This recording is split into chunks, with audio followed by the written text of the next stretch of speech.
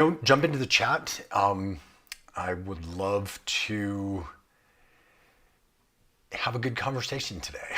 I think there's going to be a lot of conversation, as there always is anytime you're discussing a teenage engineering device. So yeah, looks like that could be the yeah, topic for today. So let me know if you can hear, if you can see. Had to zoom the camera in a lot to get this framed, so it does look a little grainy, I think. I'm sorry for that. I'll try to fix that a little bit later on. But let me know in the chat if you can hear, if the voice sounds okay, if the music sounds okay, if you can hear levels of that kind of stuff. And yeah, I'm looking forward to this because this is, I love having conversations about new gear and different gear and kind of feelings and vibes about things, and whether those impressions are realized once I actually try something. So again, definitely let me know how the sound is, how the audio is. Looks like I'm clipping a little bit, so I'm going to pull that out. Thank you, Erica, for letting me know that it looks and sounds good. Welcome everybody to another live stream. This will be a little bit of an interesting one. So I'm going to quickly change views here. So, hey everybody. Yeah, so today I wanted to have a conversation about the Teenage Engineering OPXY. And I was thinking a lot about doing this video and, what it was going to be like and what are the pluses and minuses of doing a video like this. Because obviously anytime you talk about a piece of gear that people have an emotional reaction to, you're going to get the stands and the haters are going to come out of the woodwork, and you're going to get absolutely torched from both sides. So I thought that would be kind of funny, but that's not why I'm doing this. I wanted to come out because in general, with any piece of gear, especially with things from, kind of controversial pieces of gear, like things from Teenage Engineering, I am neither of those sides. I am not a diehard fan. I'm not a diehard hater. I'm just I like gear. I like to use a lot of gear and try different things out and stuff. There are things that are way more important to me than who made something, or whether it's popular, or whether people are, whether they're super excited about it or whatever. So that's why I wanted to talk about this one today and let you know kind of my thoughts. So taking a quick step backwards, I have had a bunch of Teenage Engineering gear in the past that has kind of come and gone. Most recently and most notably, the OP1 and the KO33, I think it was called, the sampler, the less expensive sampler that they have. And so those ones, as you can probably guess if you saw the thumbnail of this video, those ones I didn't really gel with. And I wanted to talk really quickly about why, and then go into my thoughts about this one and see if it's any better, or if it's the same, or if it's worse, or whatever. So basically, whenever I'm looking at a piece of gear, whether it's a module for my modular, whether it is a piece of hardware or a groove box or a synth or whatever, I always kind of go through a kind of a set of filters for myself. First and foremost, the most important thing for me is it fun? Is it fun to play? Do I enjoy it? Do I have a good time with it? If it's something that I'm going to use as an actual tool to make music as well, another thing that's really important, obviously, is the workflow, and that kind of goes into the fun as well as the rest of it. But when we're talking about workflow, it's not just about like what it can do and how it does those things. For me, the big important thing with workflow is, does it get in the way of your creative process? Does it help speed along your creative process? Does it slow it down? Does it stay out of the way? and kind of not add or subtract, but it's just kind of there as a tool. So all of those different things are kind of where workflows for me can be end up being really important. Is, I want something for me personally that either stays out of my way or inspires me and adds to the workflow that I enjoy, or one of the workflows, because I have a lot of different workflows that I enjoy. So basically what it comes down to is, how do I interact with this thing? And do I wake up in the morning and go, man, I can't wait to play that thing? Or is it like when I sit down to make music, is it the thing that I grab and reach for because I like the way it kind of adds to the process or whatever? And so in talking about the past teenage engineering devices that I've had, the struggles that I had workflow wise were that they would get in the way of my creative process. And so the workflows that they had chosen, which are amazing for some people, but for my particular way of working, they got in the way, and they made things more of a struggle and more frustrating. And so that was why I didn't end up keeping those devices, and ended up trying them out, giving them a crack, and saying thanks but no thanks. These are great for somebody else, but they're not great for me. When I saw the OPXY released, whenever it was, I think it was almost a year ago now, I think. But whenever it came out, one of the first things that I did was I went to the spec, because with the OP1, there were some really important things for me from a workflow standpoint that it didn't have, or that it couldn't do. And so when the OP1 Field came out, I was like, oh, maybe this will fix those things. And it didn't. So then I was not able to use that in my workflow. So when this came out, first thing I did, I'm going to give them a fair shot. I went out and I said, hey, let's see what it looks like. And I jumped online and I went to their spec, and I was like, it seems like they've kind of overcome some of the problems that I had with the other devices. And it seems like they added in some functionality that I was missing in the other devices. And so I was like, yeah, maybe. But then I was like, price wise, I don't know. It's kind of like when I was thinking about something like that, it's kind of like, buying a really expensive car that you've never driven, or buying a fancy bottle of wine. It's like, do I take the risk, or do I go with what I know, or whatever?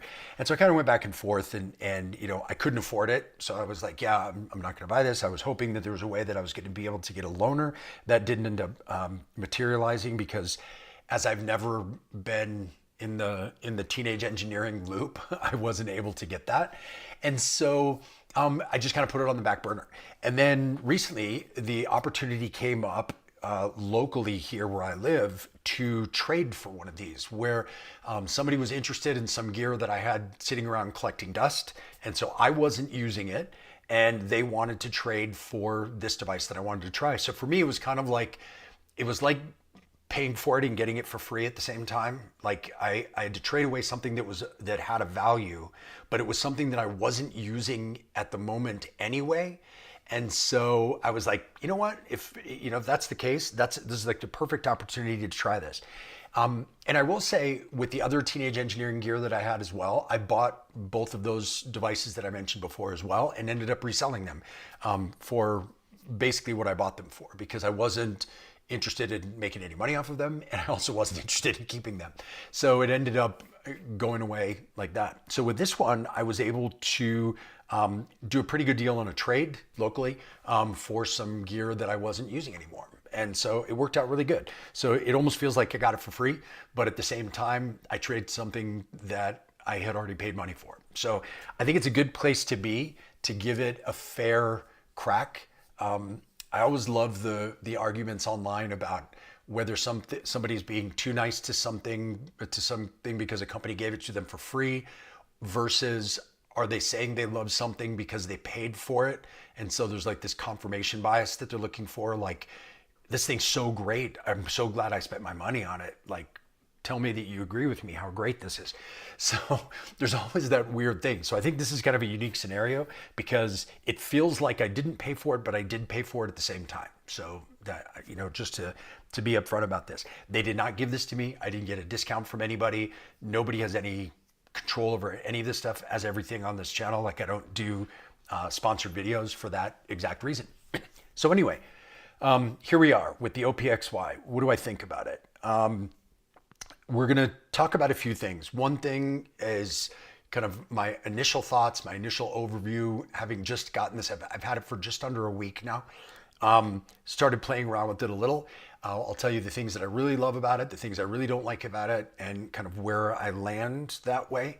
I'm going to compare it to some other pieces of gear. I saw in the chat that there was a question about the OPXY versus the Ableton Move, which I think is a great comparison. For me, it's one of the most straightforward comparisons between a couple of devices. And yeah, and then I'll compare it as well to my experiences with some of the other teenage engineering stuff.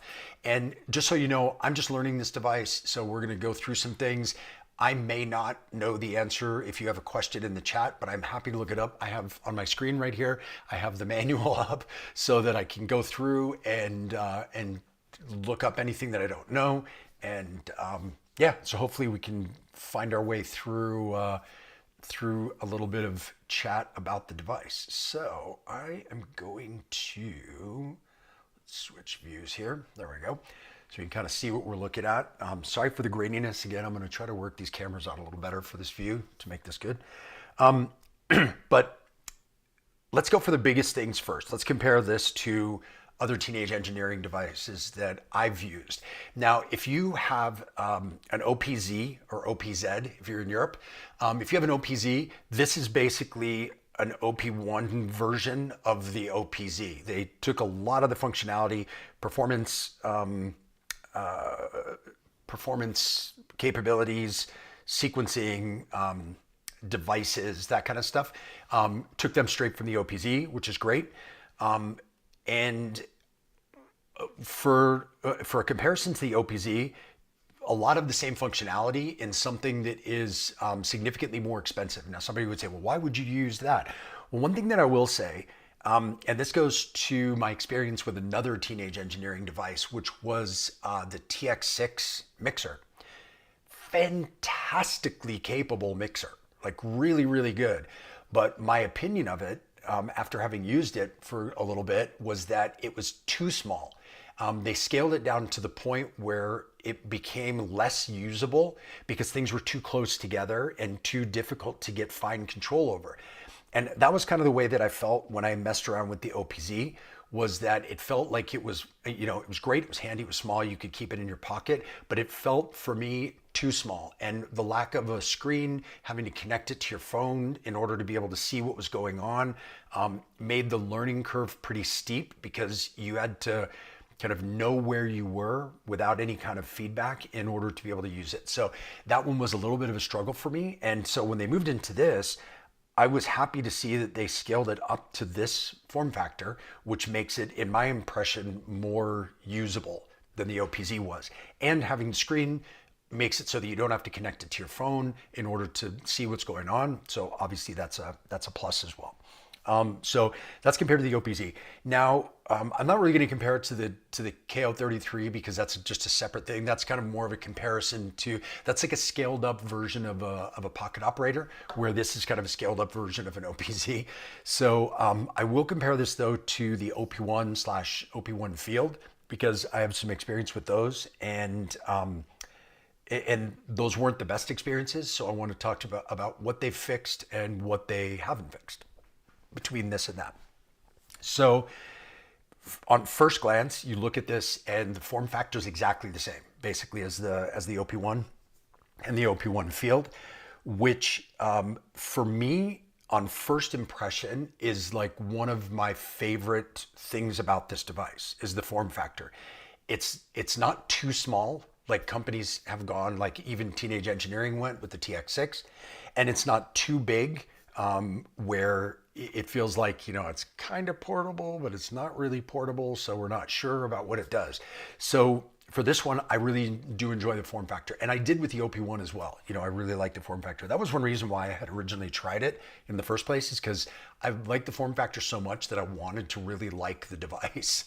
And And so it was a workflow thing for me. So form factor wise, I still really enjoy it. How big is the form factor? Well, I have right here, I have a Ableton Move. And just to kind of put these next to each other so you can see, that's the length, slightly longer than the Ableton Move. And that is the depth. So I'll move this up so you can see, right? If I put it on top, the Ableton Move is going to look huge just because of it's closer to the camera. But it is significantly larger and quite a bit heavier. I mean, sorry, the Ableton Move is quite a bit heavier as well as larger than the OPXY. So if you haven't had a chance to get one of these in your hands, and you have with the Ableton Move, maybe that'll give you a little bit of an insight into the differences and similarities between the size. It is significantly smaller than the OPXY as well, which I compared it to obviously right when I first got it. So yeah, it's small, it's durable, build quality feels good, that kind of stuff. And that was the same with the OP1 and the OP1 Field. Now with this one, there are, that's kind of where the similarities end between this and the OP1. Is just kind of the form factor and the build and the kind of feel and size and everything of it. The workflow, which again for me was like the biggest drawback of the OP1 and the OP1 Field, this has an entirely different workflow that's based around sequencing. So like the electrons, like the OPXY, like if you do sequencer based music, that's what this is really built for. Where the OP1 and OP1 Field were built around a 4-track tape system, which I saw a video that Ben Jordan did recently about both of these, and one of the things he commented on really, I felt like described really well the same feeling that I had with the OP1, which was the tape workflow. It wasn't so much about it being a limitation, which I think a lot of people got hung up on. It was more about the fact that it was, because you had to kind of play things in, get them right the first time, you couldn't really go back and edit or change a note or whatever. What it encouraged you to do was not take risks. It encouraged you to try to like do stuff that was safe, that you were sure you could get right in order to get it in, or you had to practice, and then record it in, which again, slower workflow if you're practicing it a ton before you enter it in. And so you're not just getting this kind of stream of consciousness workflow, which I tend to really enjoy. And so it encourages you, it encouraged me for sure to make less aggressive, less kind of boundary pushing music, because I was doing this thing where I was like, oh man, I could try this thing that's a little more difficult. I don't have to go back and record this 25 times. So I'm just going to do something a little easier. And so I found that the music that I made with it was really, was far less interesting than music that I make on, say, an Electron box, something that's built around a sequencer workflow, something that I can go back and like undo or change or modify individual steps or whatever. So that workflow I didn't really get along with, because it would stand in the way of my process because of all the practice in order to get something entered in. And it discouraged me from kind of pushing limits of creativity, because you wanted to make sure that you could get something down and not have to go back and record it. And that frustration that you would feel when you had to record something over and over again. So that was one of the main reasons why I didn't enjoy that workflow. When I came to the OPXY, I was really excited because this is built around a sequencer workflow. So I was like, okay, am I going to like it? Am I not going to like it? I'm kind of spoiled by things like the electrons and the OPXY1. And so am I just going to be like, yeah, this is kind of lame. So that's why I wanted to try it. That's why I wanted to give it a try. So where did I end up with this? Well, I will tell you, I'll do a big spoiler now, and then we'll talk about the whys throughout the whole video. After a week with this thing, I'm really enjoying it a lot. More than I've ever enjoyed any other teenage engineering product. And I'll give you the reasons why as we go through this video. And we'll also kind of work through a little bit of music. It's not gonna just be me talking this whole time. So And if you have any questions about this or this whole process or thoughts about this, please enter them in the chat. I'm keeping an eye on the chat right now, so I'm happy to answer whatever questions you guys have or comments or any of that stuff. So please feel free to jump in and yeah, we'll talk about stuff. So one of the first questions we had in here was this or the move is the big question. And then it says actually quite easy when given a budget. So I think that's a great place to start because comparing this to the Ableton Move, I think is a logical comparison because of the big things that they both have going for them are similar. The sound quality is really good in both. The form factor is really good in both. And they're both battery powered. They both have decent connectivity now that Teenage Engineering has fixed this workflow and Ableton has done their recent update on the Move so that it can connect via MIDI to different things.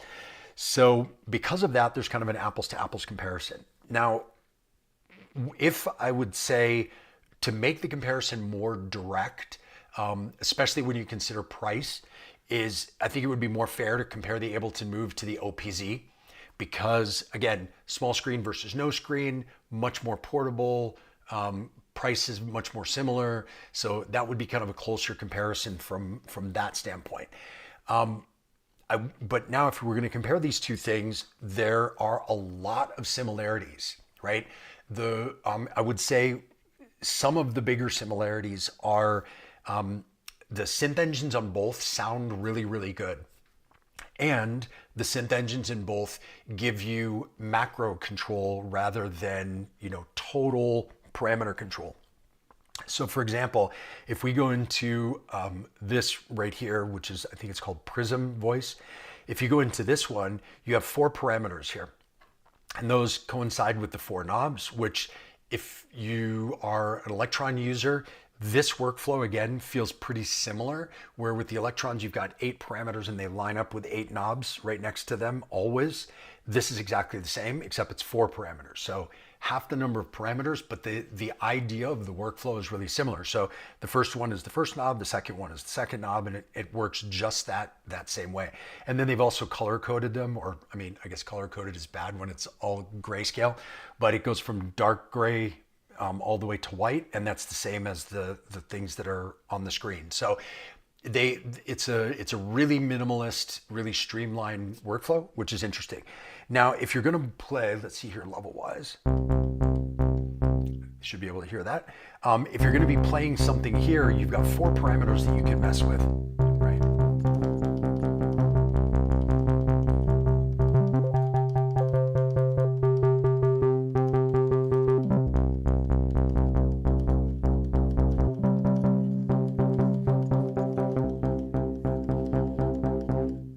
So you can get a bit of macro control over individual steps or individual sounds, but you don't get really finite control. Very much like the Ableton Move.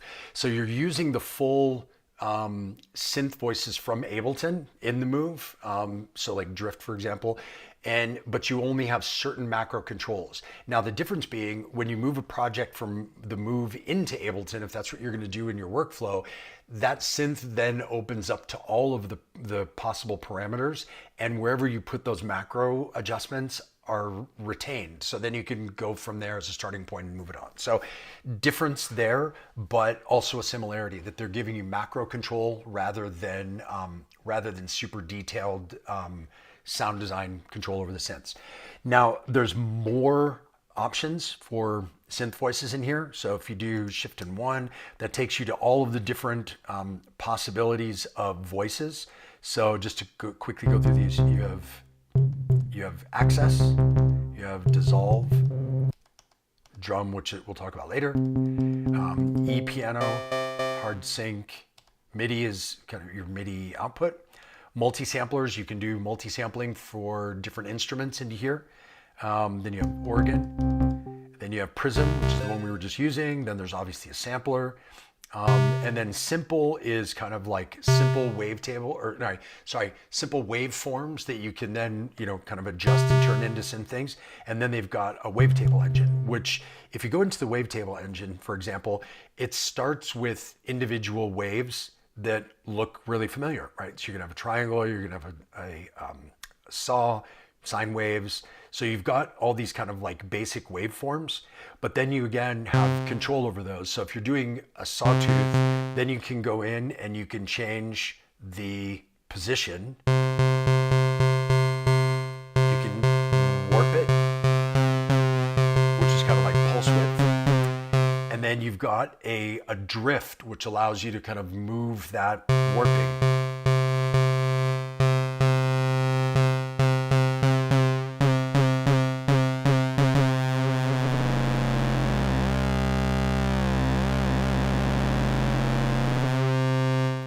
Right, so you get that type of control in the wavetable. So far, for me, the wavetable has been my favorite of these because of that. I really like the amount of control that you get from the wavetable.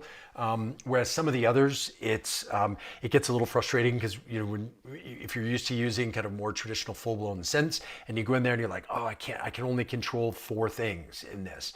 And I don't have much control over that. So for me, that's a drawback of the other ones, where the wavetable, the sounds I've gotten out of it are really, really interesting. And so that's been a favorite for me. Now, I'll compare this periodically in this video to a whole bunch of other devices that you may be familiar with, just so you can get an idea of whether this may or may not be something you're interested in. That's kind of why I wanted to give people this video, is just as an example of what my experience has been, and maybe that'll help you decide yes or no whether it's for you. So when you think about this, the control that you have over the synth voices, I would compare this in that sense to electron devices, because I use those a lot. So something like the Digitone or Digitone 2 or the Syntact, where you've got synth voices in those, but you have a lot of individual control over the synth voices. Those use macros as well, but you have a lot more macros that go into a lot more detail in the sound design. So if that's something that's really important to you, this does not do that as much as those would do that. If that's less important and you're finding what you like with this one, this streamlined workflow is really fast. So it kind of gets you to what you want to do really quickly, without having a ton of fine detail control over things, if that makes sense. So from the standpoint of synth voices, that's how I would compare it to Syntact or Digitone or one of those.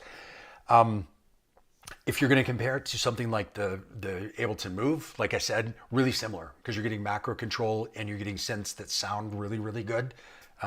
So it's, I think that they're kind of on the same wavelength as far as that goes. They kind of line up like really, really well.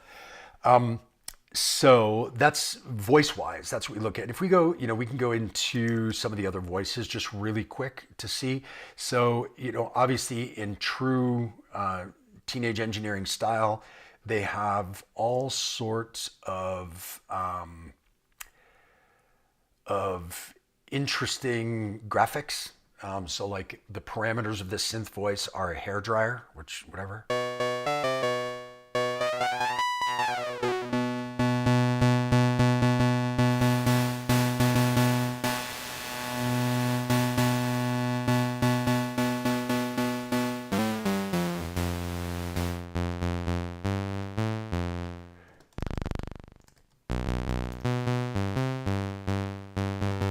Now within each voice, kind of depending on which voice you use, every voice has these 4 different parameters to it. So you've got 1, which is kind of like the main controls of the voice.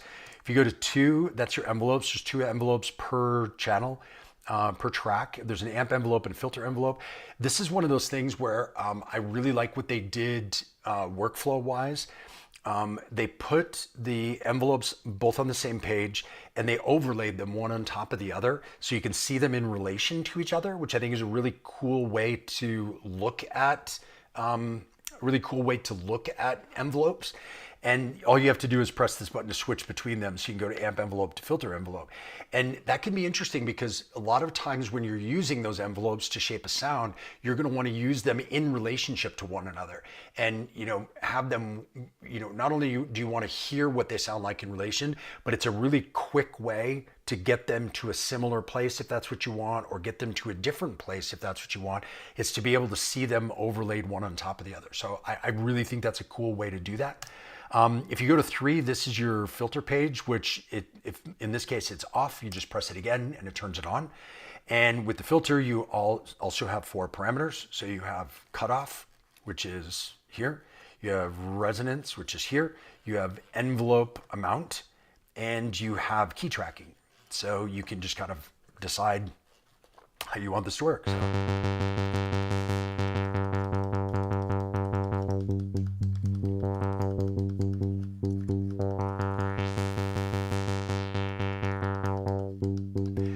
Actually switch voices again because I like the way we get these sounds out of the wavetable.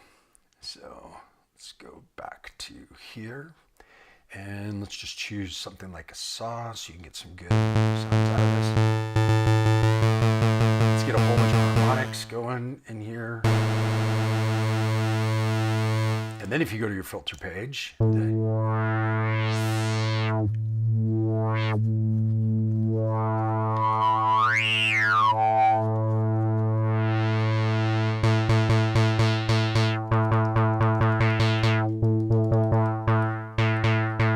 so you get a lot of, once you have something that has a lot of harmonics, you can get a lot more interesting stuff out of it. So that's how the filter works. And then the last page is your modulation page. So this is where you have the path that you can send things to this. So you can adjust rates of modulation. You can adjust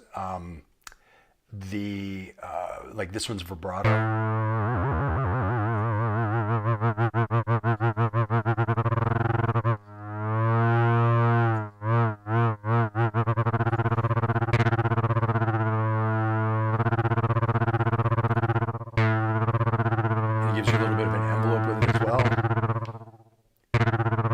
If you do shift, you get the lower one.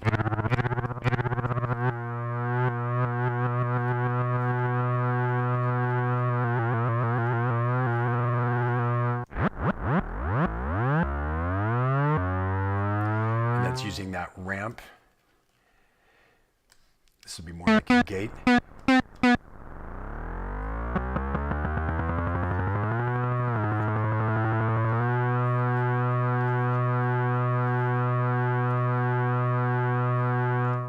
So anyway, it gives you a bunch of control over options on this. So again, you do have a fair amount of control, but it's not the same amount of control that you would get from, say, an Electron device or something else where you're going to be more in depth for each individual sound. But you get a lot of really great sounding synth voices and the parameters that you can use to adjust them to make them also sound really good, really interesting. So there's a lot of cool stuff that you can do with those voices. Another thing that you have on this, which is also similar to the Ableton Move, is you can do drum tracks where you've got, for example, track 1 here is set up as a drum track. So you basically have 2 octaves worth of drum samples. Kind of like you would on old school synths that used to do this all the time, where they'd give you your drum kit all the way along. And you can then sequence those in, and you can layer those on top of one another. You can also swap out individual samples into your kit. You can create your own kits and you can save those. And so you get multiple tracks. This has, if I'm not wrong, this device has 24 notes of polyphony. I'm not sure how that works in the sample things yet. I haven't gotten to that part of the manual yet to see how many you can overlay. I haven't run into any issues so far, but we'll see what that looks like. So you can have multiple things on the same step, which is great. So again, there's a plus over things like the Electron devices, where with the Electrons, if you want to have two things on the same step in the same track, you have to put it on the next step and then micro time it backwards so that they both go on to the same one, which means you could only do that, basically the step itself and then one either side of it. So you could only have three things. Here you can have, I don't know yet, 24, I don't know. Put it in the comments or in the chat if you know how many, but at least it allows you to layer those things up. Now, on the flip side of that, there are certain things that are by track and not by individual voice. So for example, if you are on track one, when you go to that envelope page that we were talking about, you have one envelope that's for the track. So you can't do that individually and shape each individual thing. So in that case, it becomes much more like some of the other devices like the Electrons, where you would put, the kick on one, the hat on two, the snare on three, whatever. And that way you would have an individual envelope over each one of those, and you would have individual control over each one of those. With the Ableton Move, you actually have a lot more control of each individual sample in those sample slots than you have with the OPXY. So that's a big plus for the Ableton Move, is that you can actually go in and have some control individually by sample, as well as control over the entire drum track. So that makes it really interesting. Another thing that I have not figured out how to do on this yet. So if you know how to do this, if you've used this machine, you know how to do it, put it in the comments, put it in the chat. If it's possible, and if it is, how you pitch individual samples by step, because this does have parameter locking. This does have the ability to do all sorts of, locking individual things and actions per step, which is really, really cool. But I haven't been able to figure out within the drum tracks if I can individually adjust pitch of individual samples from within that track.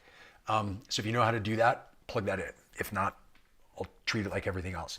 So in those cases, you would have, it would become more like an 8-track sequencer, like a Digitact 1, for example, where you would put individual drums on individual tracks so that you had that kind of fine control over that.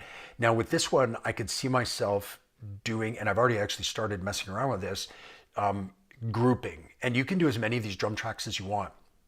So you could, let's say, have kick and low toms or kick and low end sub on one track, so they work together, and you could filter them together, do all that kind of stuff together. On another track, maybe you have, open hats, closed hats, and rides, so that they can kind of interact with one another. Maybe on another drum track, you might have a whole bunch of different types of percussion. So you can do groups like that if you want to, which would act almost like having groups within an Ableton session. If you're doing Ableton, where you can group drums together and process them together, and being able to put those things into groups and group process them. So something similar to that here. Now you can't individually process per channel or per voice, but again, you can per channel. So that's something else to consider with certain processes. So anyway, I'm going to take a look at the chat here. So if you have any questions, please put them into the chat and we will get those. Let's see here. Looks good and sounds good. It does. I agree. Let's see. Cool when you can try out gear for 2K just to try it out. Yeah, well, as I mentioned, this isn't just to try it out. I did actually trade something that I paid my own money for. So it's for me the best of both worlds. I didn't have to shell out any money, but I also didn't get it for free. So I was able to do that. What's up, Ed? Good to see you on here. Let's see here. Steven joining from Austin, Texas. Welcome from Austin, Texas. You like it because it's black, right? No joke, that was a plus. The fact that it's black, I think, is a definite good thing. I definitely like the look of this more than the OP1. So yes, a plus in the superficial world of of how they're colored. See, Andrew, I actually really like my OPXY, and as a software developer, I love devices with firmware updates, and T has been really good on this front. Cool, glad to hear that. That's it's a cool thing. Don't know if it's 32-bit float, but it should be. Has pretty big premium sonic performance. Yeah, it sounds great so far. I don't know. I haven't gotten too much into depth into the spec because for me, it's more about how it works and how I use it and how I interface with it in the workflow than it is about the technical spec details. But so far, it sounds fantastic. So I will agree with you there. 2,300 euros now. Yeah, I don't know why it would have gone up in Europe. You guys don't have the dumb tariffs like we do. So I don't know. But maybe it could be just from demand, or maybe things did get more expensive, or maybe they raised the price because they're going to sell less of them here in the States now because they're more expensive. I have no idea. Let's see. Got mine from my rep at Sweetwater for 21.50. Good deal. Good deal. I mean, I will roll my eyes a little at my own comment of good deal because we haven't talked really about price yet, which I can get into if you want. But for me, price isn't, it doesn't exist in a vacuum.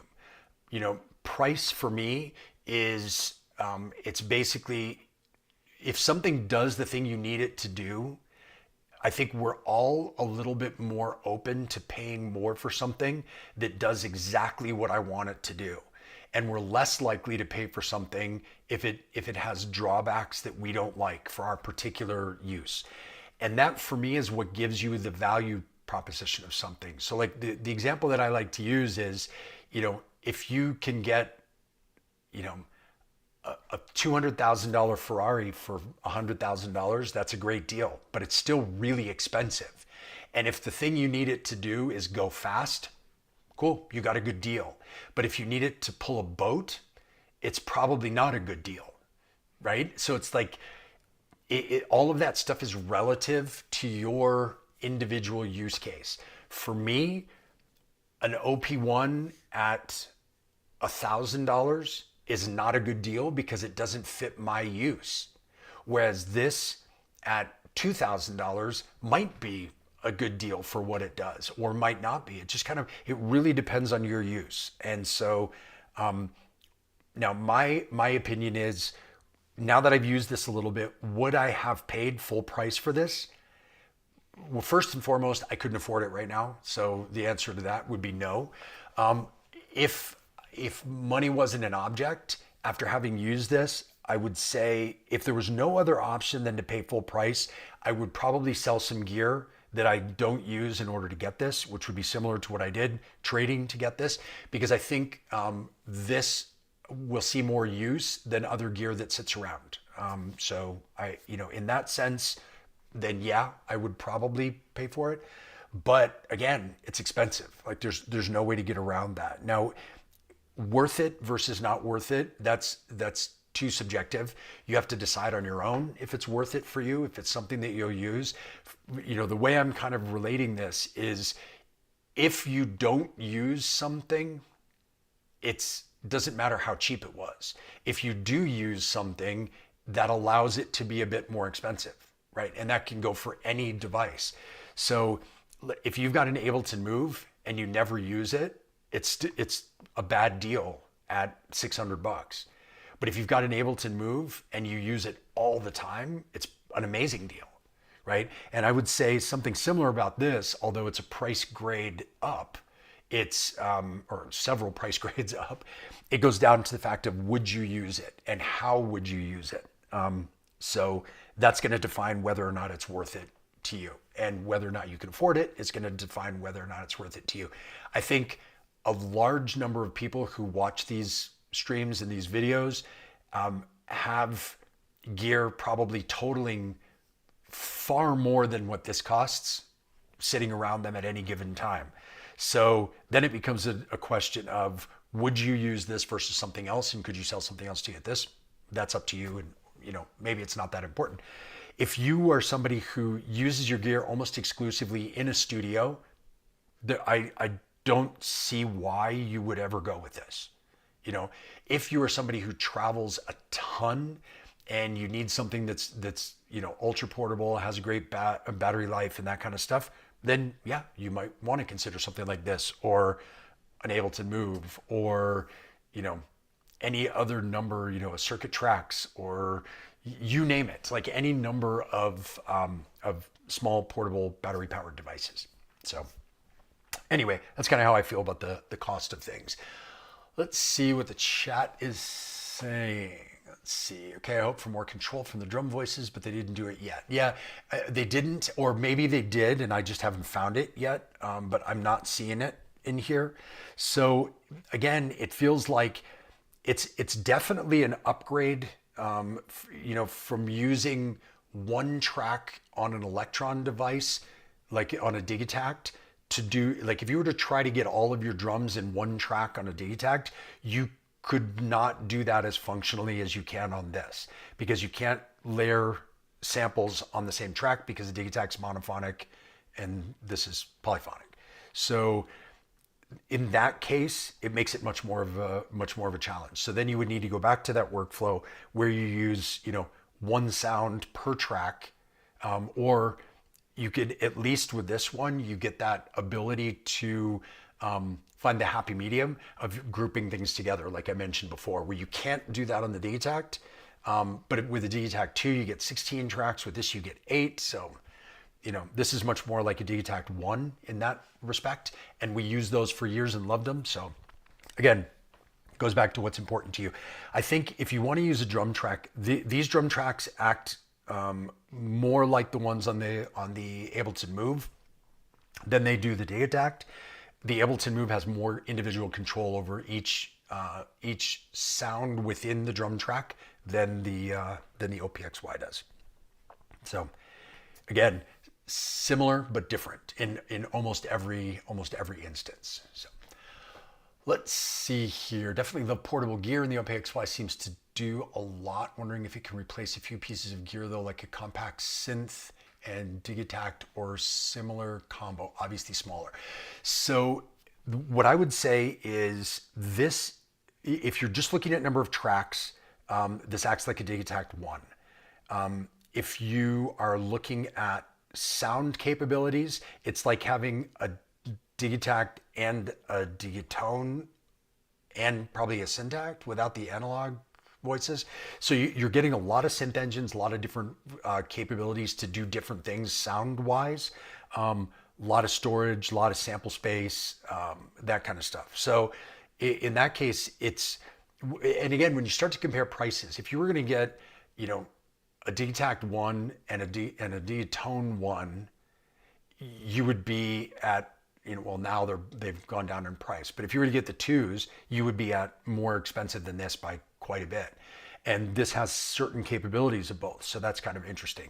The ability to layer samples on top of each other is really interesting. In the Electron world, you can only really do that with you can only really layer sounds with the analog rhythm. And so, again, this does something that those don't do. Is that enough to justify the price? I don't know. It depends on how important that is to you. But again, each one of these devices has their own kind of strengths and weaknesses. So in that case, it's not apples to apples, Digitact versus this or Digatone versus this, but you can see kind of which things are close, I guess. So it could take the place of multiple devices if it does the things that you need those devices to do, right? So if what you're looking for is something that can, they can have, 16 tracks, no, it won't take the place of a Digitact 2. But if you're looking for something that has synth and sampling in the same device, then yeah, there's not a lot of there's none of the Electron devices that can do exactly what this can do. So again, it comes down to your use. That's what's I can't tell you what's good for you. I'm just trying to tell you what I found that I like and don't like. So hopefully you can say, oh, that's important to me, or that's not important to me. And then you can make up your own mind about something. So let's see, Andrew. It's an excellent sketch pad, long battery life, interesting I/O. So you just touched on something that I forgot to mention. The battery life of this thing is absolutely insane. If I had to say one feature that stands out to me as completely untouchable by any of the other devices that we're talking about, it's battery life. I don't know if it's because it's small, if it's because the screen is black and white. I don't know. Like I'm that technical side of it is kind of above my pay grade. But I will tell you, if we were to go into here, so I charged this a week ago. I've been using it every day for couple hours every single day. In that time, and I haven't recharged it. And the battery right now is at 46%. And this is a week's worth of use, multiple hours per day for a week. And I've still only used basically half the battery. So battery life is bonkers. I think they say in the manual, I think it says it's 16 to 20 hours. I know it's at least 16 hours. And that's of use. The other thing I noticed with this thing is that when you power it off and you let it sit, as I did for a full 24 hours, when I turned it back on again, the battery meter had not even gone down 1%. Where with a lot of devices, if you just let them sit, they're just going to use or they're like slowly suck the battery away as it sits there. This did not do that at all. So if battery life is important to you, I have never seen anything that comes even close to this. And I don't know how they've gotten so far ahead battery functionality wise compared with other companies. But like the Ableton Move, I think it has 4 hours. I can't remember exactly. The Push 3, gigantic with a huge battery. Push 3 is like 2 hours if you're lucky. And so to get 16 plus hours out of something, that's crazy. So yeah, I don't know how they do it, but that for me is the one feature that stands out that I couldn't even compare it to somebody else. There's nothing that touches this. So crazy good battery life.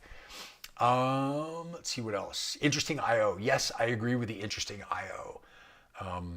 I've been enjoying it. The graphics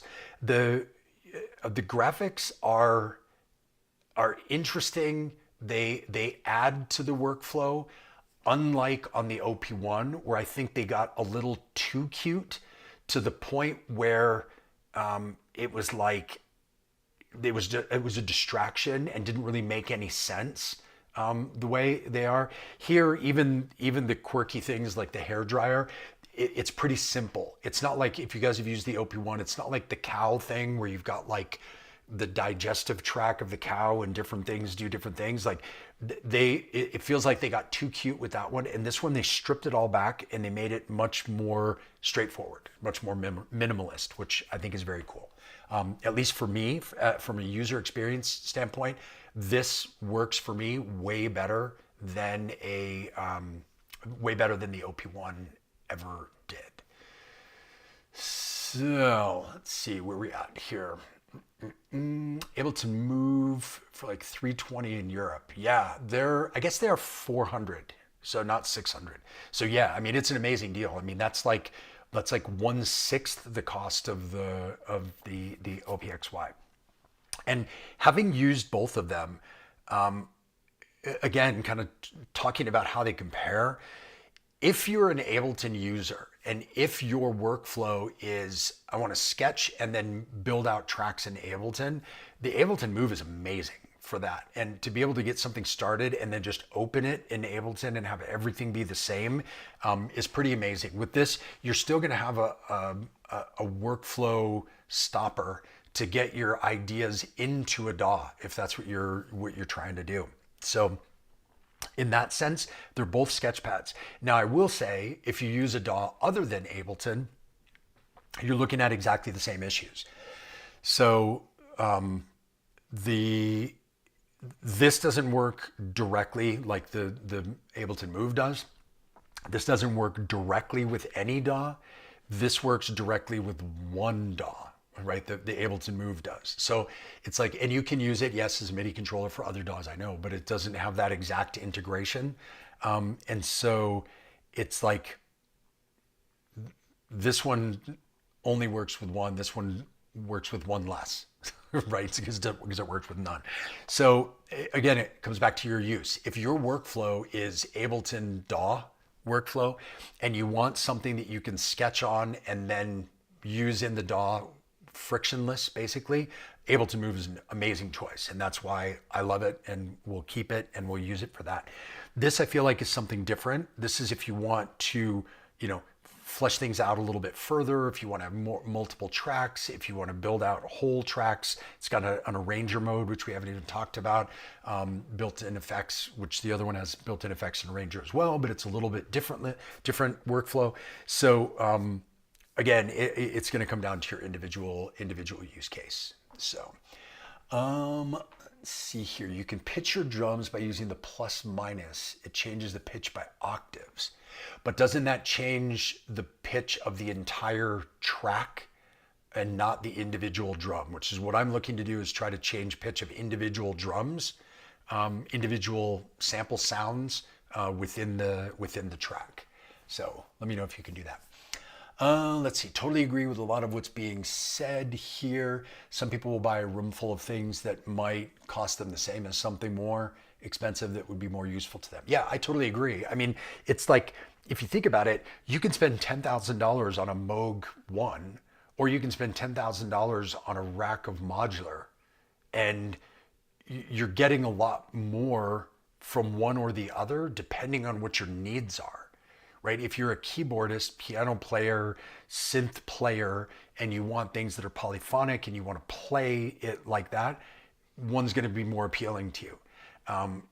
And so again, it's like, it's not always dollars to dollars or euros to euros. It just depends on what makes the most sense for what you want to do. So that's why an inexpensive Ferrari is not good for towing a boat, where an expensive truck would be better for towing a boat. As an example. Let's see here. Happy to be here live. Happy to have you here live. Thank you for being here. This thing looks cool. It is cool. I have to say, I mean, it's like, I'm not here to hate on it. I'm not here to stand for it. It's cool. I've been really enjoying it. It has its pluses and minuses, and that's what I wanted to talk about here and show off and answer questions about. But yeah, it's cool. I'm digging it. The screen does color, doesn't it? Red means recording. Yes, it does have. So if you go to the sample page, you do press the red dot to sample. So it is a color screen that is only using grayscale. So who knows if they're going to add things later that have color or options to do things with color. I don't know. Not that important for me, but yeah, so it is obviously a color screen. You're correct, or otherwise it wouldn't have that red dot.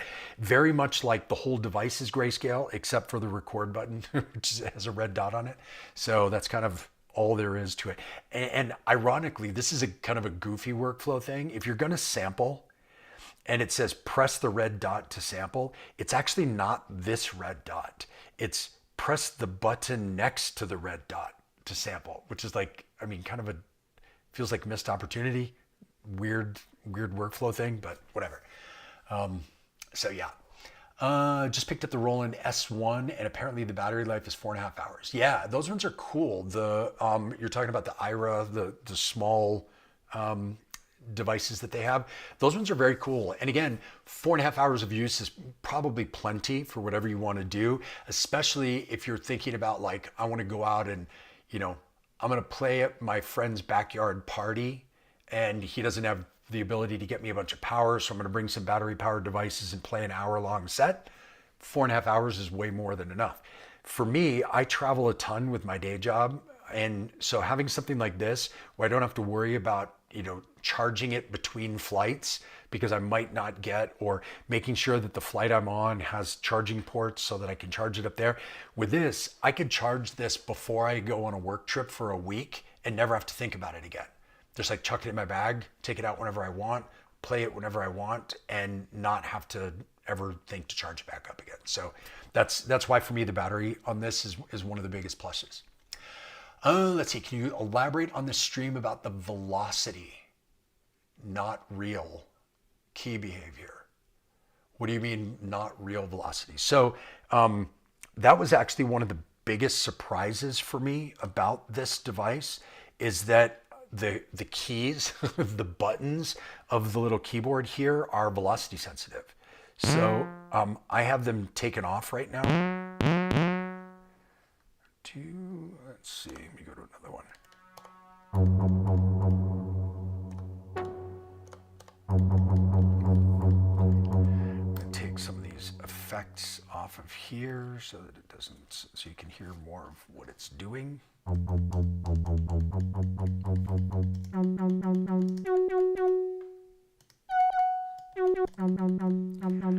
Okay, so if we go into the settings for the voice, you get velocity sensitivity in here. And if you switch to that and we make this 100%,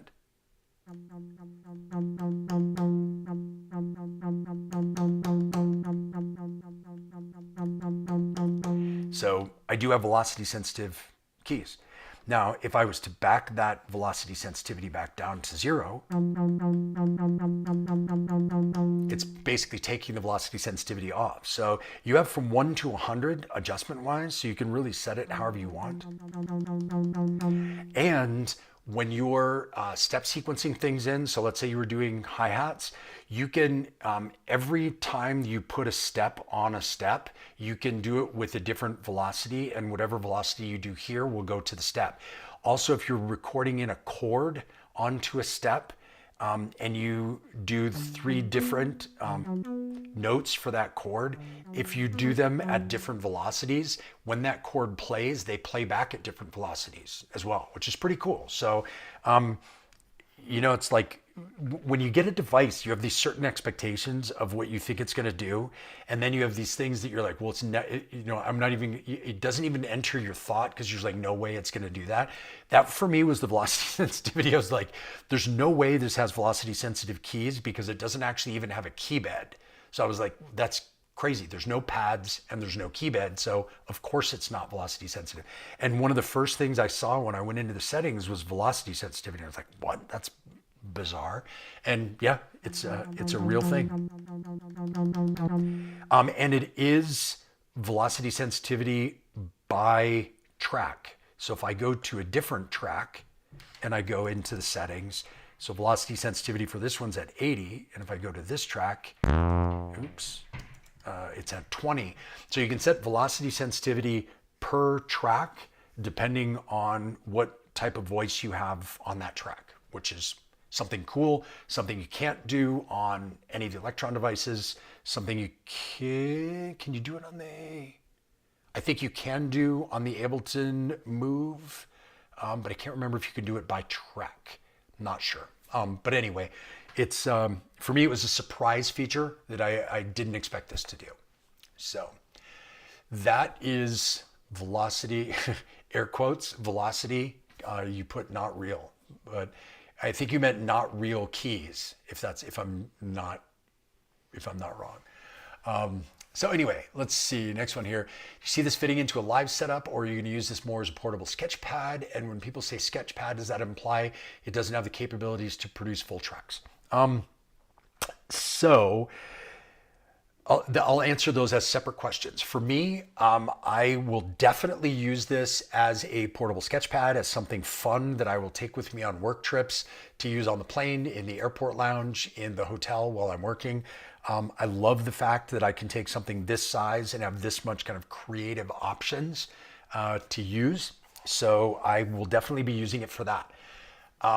Then as far as the question about Sketchpad, when people say, so when I say Sketchpad, what that means to me is I like to sketch on devices ideas that I get creatively in a moment, whether that is traveling or on a train or, you know, on a lunch break, whatever. If I get an idea, I like to have something that's easily accessible and quick to jot down that idea, or even experiment around and discover ideas, create ideas. I don't necessarily need to have them at the beginning, but be able to jot down those ideas and then save it and then go about my day. And then when I get back home to my studio, I want to be able to take that sketchpad and use those ideas for things. So maybe I record that into a sampler and use that sample for something else. Maybe I record it into Ableton and use it for the beginning of a track.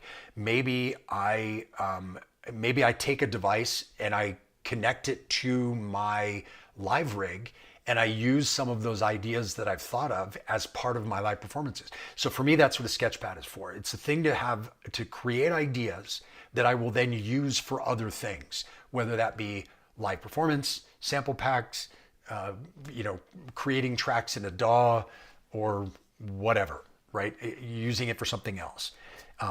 So sketching ideas, kind of like, I use like there's an app that I use in my iPad called Good Notes, which I use all the time to like sketch out ideas. I'll write things down, I'll draw things out and just keep them in there. And then I'll go back to them later and flesh those ideas out. And so that's for me what a sketchpad is for. So yes, I will definitely use this as a sketchpad. That's the way I use the Ableton Move as well. So the Ableton Move, I think, is a more direct sketchpad than the OPXY, because it's something that you can sketch in and then open it in Ableton and it's already there. You don't have to port it over or find a way to get it into Ableton.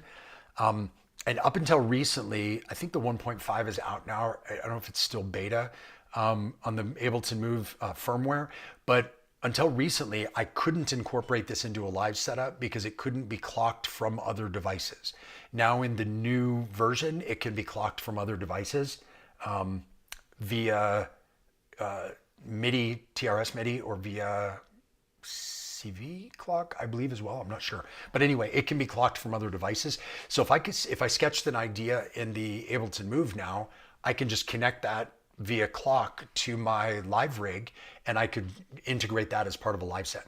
Same thing that this does. So this can be clocked from other devices. I can sketch things and then I could just take the audio out into the mixer in my modular and I could do this. This also has CV out, so you could actually clock things from here. You could control a voice in your synth from that, but it only has one. So it would really only be one thing that you could control, but you could control something, which is interesting. And that's not something that you can do from the Ableton Move. So anyway, let's see here. Apologies if you answer. No problem. Keep asking. Keep asking questions. I love the questions. That's why I do these streams. All right, let's see. It's also not just about features, but you could be after the best sonic performance, etc. Sure. And everybody's gonna have different needs, different levels of expectation. For example, like with my modular case, I have certain modules like the Endorphins Ghost, which are really loud. They're really noisy. Like there's just like random noise that comes through from them. And for some people that makes them go crazy. For me, I don't really care because once I'm playing a show, you don't really hear that. And I'm not recording like Dolby Atmos things that are going to be played, in a movie soundtrack. I'm playing like techno. So if my sounds were clean, I would need other modules to make them sound dirty. So I'm fine with that. So everybody has different levels of expectations and different requirements for themselves. Sonically, this sounds amazing. Sonically, the Ableton Move sounds amazing, right? So for me, I think it's kind of 6 of one, half dozen of another. They both do a really great job sonically. They both have synth voices and they both have sampling. So cool. Like really good. And then for me, it really comes down to workflow. And again, it's like there's certain workflows that you're going to get along with that I'm going to hate, certain workflows that I'm going to get along with that you're going to hate. You just have to find the one that works for you. Thankfully, we live in a time when there's devices for everybody. I know I have friends that love MPCs. I can't do that workflow. I have friends that love the OP1. I couldn't do that workflow. I have friends that love the roll-in devices. I can't do that workflow.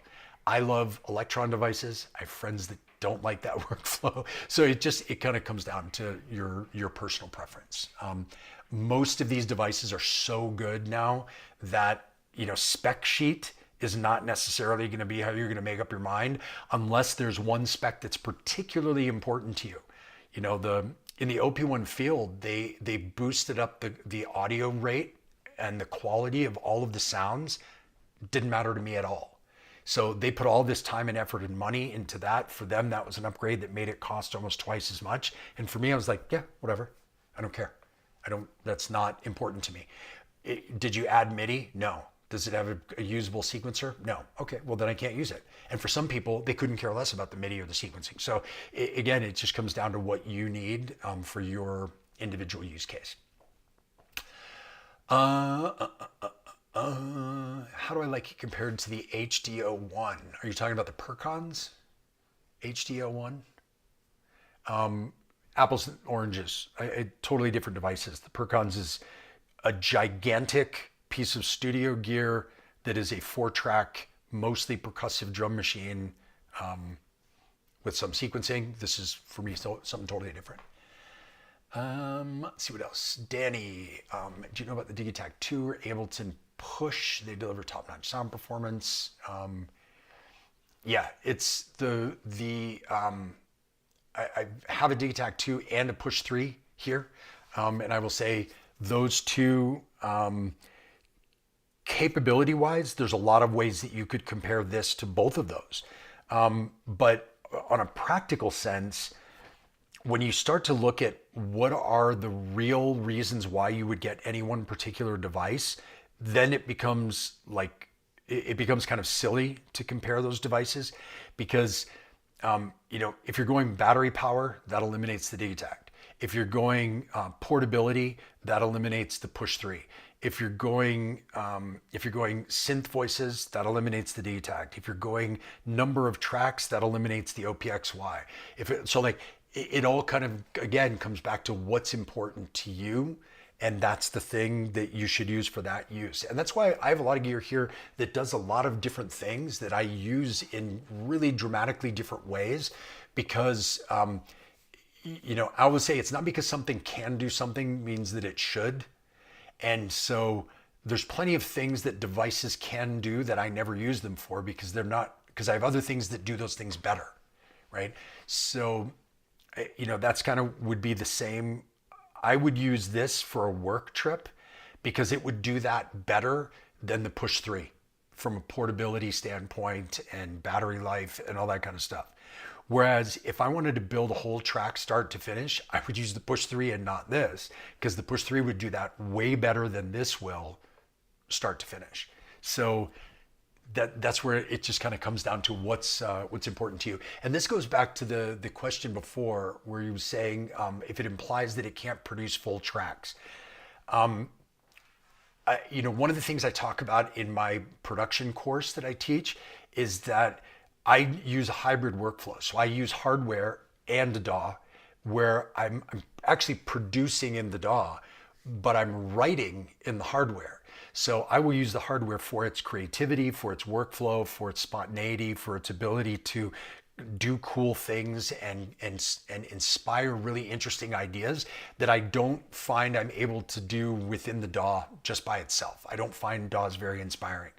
However, in the same way that I don't find a DAW very inspiring, I don't find hardware very practical for completing tracks. Like there's just, tell me the piece of hardware that can complete a track as well as any DAW that's out there. It doesn't matter which DAW you use. Pick a DAW. Hardware doesn't exist that can do as much that is as capable as a DAW anymore. DAWs have just become far more capable than hardware over the years. Now, individual pieces of hardware can do individual things different or better than a DAW, just like a DAW can do things better than hardware. But I would say as far as producing full tracks, if your goal is to produce full, polished, finished tracks, use a DAW. Like, that's all I can say. Unless you are one of those kind of adamant, I will not use a computer. Okay, I mean, you don't have to.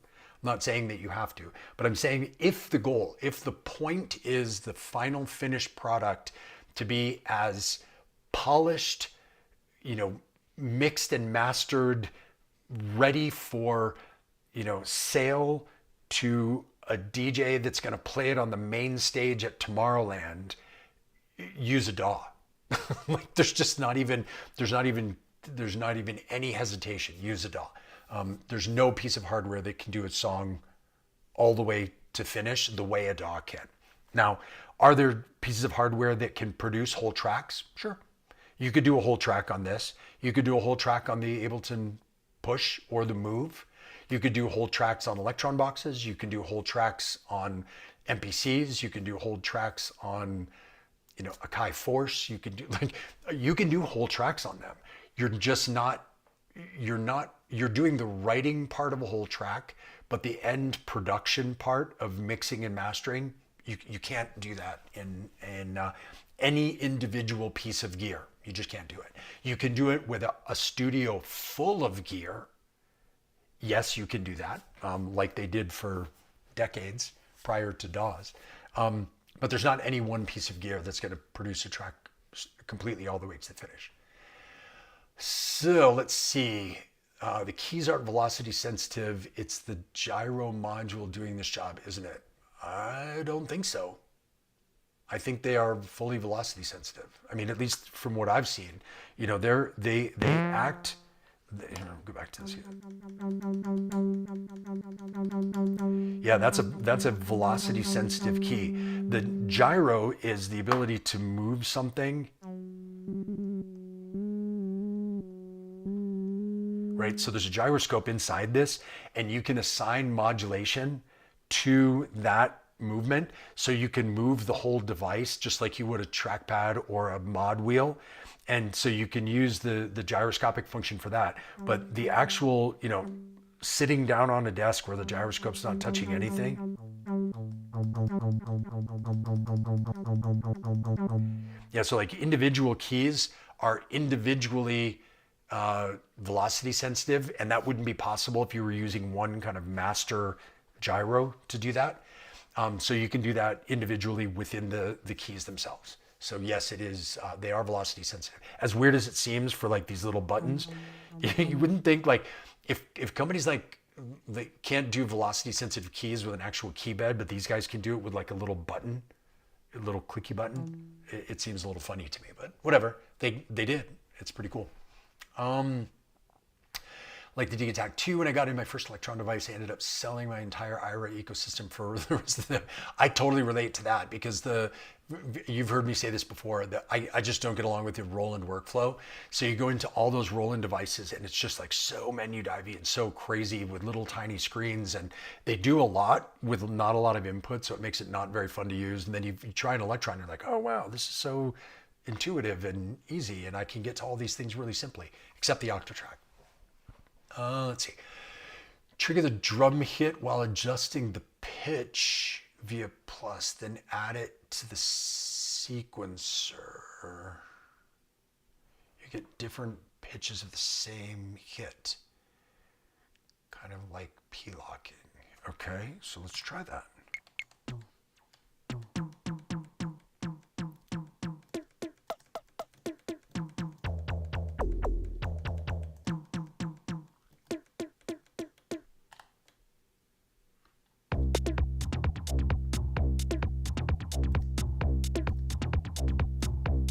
Oh, cool. Thank you. Appreciate the help. So you can do it, I guess, by octaves. There's not a way to do any finer control than just octaves? If there is, let me know. If not, cool. That's already better than I thought I had. Let's see here. Joined a bit late. You might have covered this, but would you use the OP in a live situation? As I was mentioning, I'm gonna see. I'm not gonna force this into my live rig. But I also see that there are a lot of ways that you could use this live. I mean, it has stereo out. It has the ability to MIDI sync both in and out. So one thing that I didn't talk about, you've got 8 audio tracks, but you also have 8 MIDI tracks. So very much like the Digitac 1, you've got you can control external devices via MIDI, which is pretty cool. So another way to use it in a live setup. So you could sequence things from here if you wanted to. So you could have like, if something could take velocity sensitivity, I would assume that you could sequence that as well. So there's a lot of cool stuff that you could do with it in a live rig. I don't really have a need for what it does in my live rig, but that doesn't mean that I won't incorporate it. I'm going to see if there's a if there's a if there's a if there's a way that it makes sense for me. So I will mess around with it 100% for sure. I'll mess around with it. I've been trying to get to know it a little on its own first before I try to put it into my broader live setup, but we'll see. I could definitely see, and this is another idea about like Sketchpad and how would you use it. I could see me sketching out like the skeleton of a track. So with drums and bass line and a lead, and then go, you know what? I just want to use that lead in my live setup. So I'm just going to mute the other tracks and sync it. And then I'll use that lead in my live setup. So I could see it. I just am not there yet, but we'll see. Why not? Let's see what else. Spot on with the DAW for pristine, perfect track production. Totally agree. I suppose the definition of a whole track can differ from person to person. Yeah, I mean, I guess. I guess I should say yes. People definitely have, it's valid, whatever your definition of a whole track is. But for me, just by the nature of the word whole, it means a track start to finish, meaning all the way through mix and master and ready for production, or at least through mix, and then you can send it to a mastering engineer, which I don't know any devices that will even do that correctly. As somebody who's done a fair amount of mastering, I can tell you that there's nothing that hinders good mastering worse than a bad mix. And so being able to mix in a DAW where you can add on plugins and you can have finite control over individual sounds all the way throughout, and automation all the time on every track as much as you want. That's how you're going to get a really detailed, really great mix, and then you can really easily master that. I know with most any device that I have, anything that it's going to record internally, if I was to just send that file to a mastering engineer, they would probably want to open a vein, because they're not mixed properly once they get out of a standalone hardware device, except maybe the Push 3. And that's just because the Push 3, I go back and forth because the Push 3 is a DAW. So just the fact that it's in a different shaped box than a laptop doesn't mean it's any less of a DAW. It's Ableton. It is a DAW that is in a mobile piece of, it's a DAW in a hardware controller, right? So it is still a DAW. And I always love when we have these conversations and people ask about a DAW in a box, which always kind of makes me giggle, because Ableton in a laptop is a DAW in a box, right? That's already what it is. It's a DAW by its nature is a DAW in a box, whether it's a desktop computer or a laptop computer. And if you want a portable DAW in a box, you can get a cheap laptop and slap a DAW in it, whether it's Logic or Ableton or GarageBand, I don't care. Slap a DAW in it and you have a DAW in a box. What people are looking for is a hardware DAW. And for me, correct me if I'm wrong, but for me, a hardware DAW does not exist.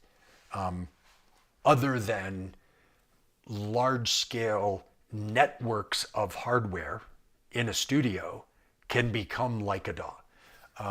But yeah, short of, hundreds of thousands of dollars worth of gear in a studio, it would be impossible to have a hardware DAW. Now, that said, going back to the comment of whole track can differ from person to person. Sure it can. And it all kind of depends on what you mean by a whole track. You may not mean a release ready production, which is my definition of a whole track. What you may mean is a whole track that I can play out live, or a whole track that, in a live set. Or you might mean a whole track that sounds good enough to upload to SoundCloud to pass on to your friends. Totally. There are dozens, if not more, pieces of hardware that can get a track to that point, right?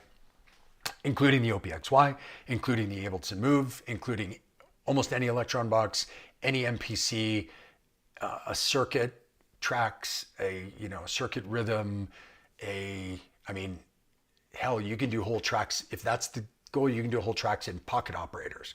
So yeah, it just kind of depends on the definition. Let's see, the modern Akai MPCs and their screens and different apps are sometimes referenced as DAWs in a box. Yeah, I mean, yeah, I see that, and I hear people talk about them all the time. But again, they are not complete DAWs, but they are in that sense that they are that they've loaded some version of a handicapped DAW into a piece of hardware. The only DAW in a box that I've seen is the Ableton Push 3. And even in that case, it is a limited version of that DAW. But it's one where it has most of the important functions, although you can't really arrange on it. So I guess maybe not.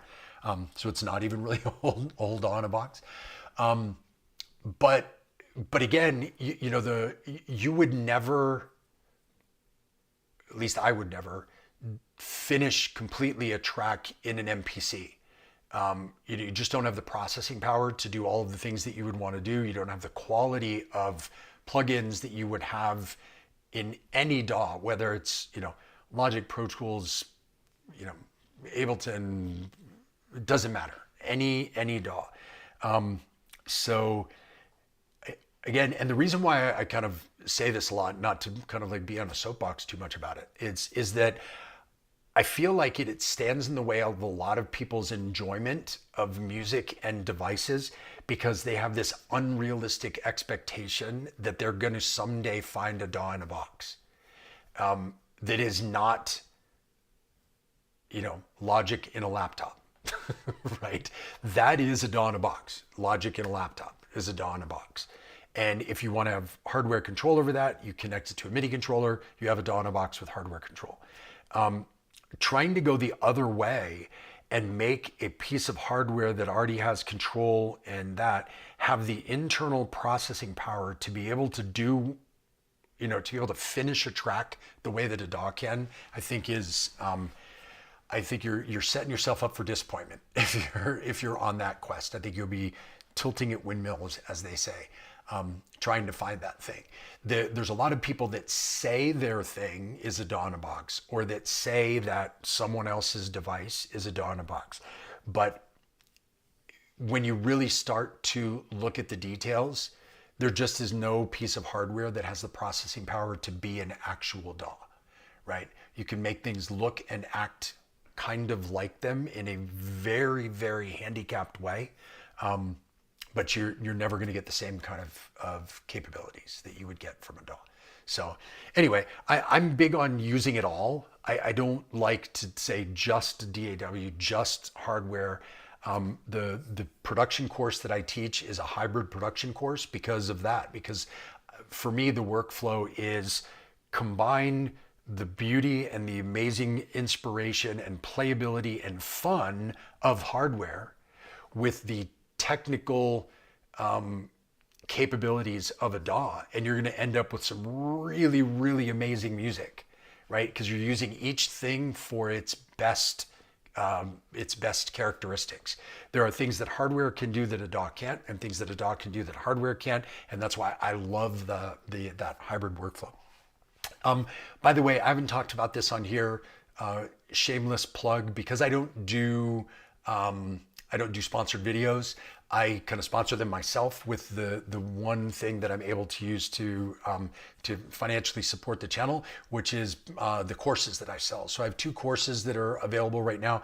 There's a hardware performance course if you're interested in learning how to perform better on hardware.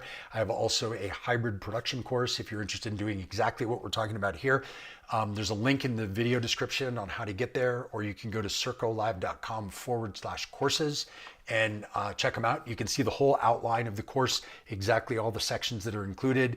Each course includes over 50 videos that are exclusive to the courses. You won't see them on YouTube anywhere. Yeah, the full-blown courses, there's a video version of each course where you can do just kind of a strip back, I only want to do self-paced video.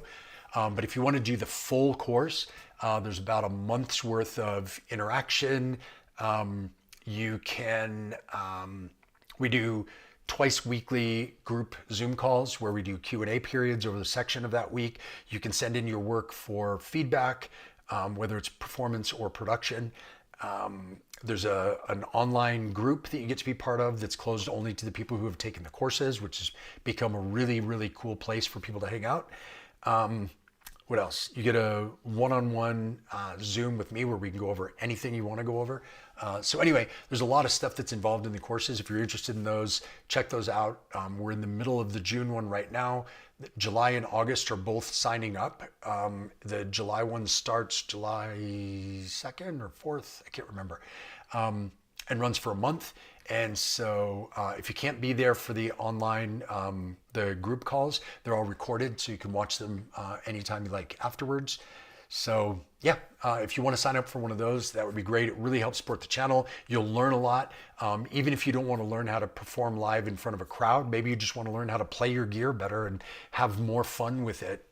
This is all about improvised live performance. So it really teaches you how to set up a rig in order to be able to improvise and play live on it. So definitely jump in on that if it's something you're interested in. I would love to have you. So let's see what else we have here. Although I love using hardware with their different sequencers, I really like the Electron workflow. As a 20-year user of Ableton, I actually enjoy using it as well and use it daily. Yeah, I'm the same way. I mean, I've been using Ableton since I think Ableton 4 or 5, like it's been a long time. And I love Ableton. I use it all the time. Before that, I used FL Studio when it was called Fruity Loops. And so yeah, I like I said, I have nothing against DAWs. I love them, but I also love hardware, and there are certain things that hardware can do that you can't do in a DAW purely by itself. And I get certain, at least personally, I get certain inspiration from hardware that I don't get from a DAW. And so my hybrid workflow that I teach in my course is how to get the best from both, how to use the best things about your hardware and the best things about your DAW to make the best possible music in the end. So I totally agree with you. Just hardware I can get my hands on for a price I was happy with. Not sure what that means, but I'm there for it. For some reason, we can't p-lock any of the macro parameters on the drum tracks, but you can on the synth tracks. Yeah, I think, and if I'm not wrong, I think that's because those parameter locks are by track. So it's like by step. So you're not locking to the individual voice by step. That would be a whole other layer. So you're just locking to the step. It's the same as the electrons. Like your parameter locking, that's why they call them trig locks, is because you're locking to the trigger or the step and not necessarily to the voice that's in the step. It feels like it because you can parameter lock on the electrons, you can parameter lock actions within the voices, but you can still only lock them to a step. And that's why you can do a trigless lock, where you don't actually even need to have anything playing on a lock in order to be able to make that happen. Which I saw in a video yesterday. You can do that on this if you're in live record mode. You can record automation, but you can't parameter lock to an empty step, if that makes sense. So anyway, not necessarily pluses or minuses, but just differences between the workflows for sure. Spend too much on my gear in the future. I hope to sign up. Cool. Well, I'd love to have you sign up. I would say, something that I tell people all the time, and this was the topic of a recent live stream, was the idea that you can't buy your way out of practice. And that idea is that we're very quick to buy a piece of gear thinking that it will add something to our performance or production life. That could be a plugin, it could be a hardware sequencer, it could be a synth or whatever. But we're way less likely to spend that same amount of money investing in our own skills, which will make ourselves better performers using all the gear and all the synths and all the DAWs.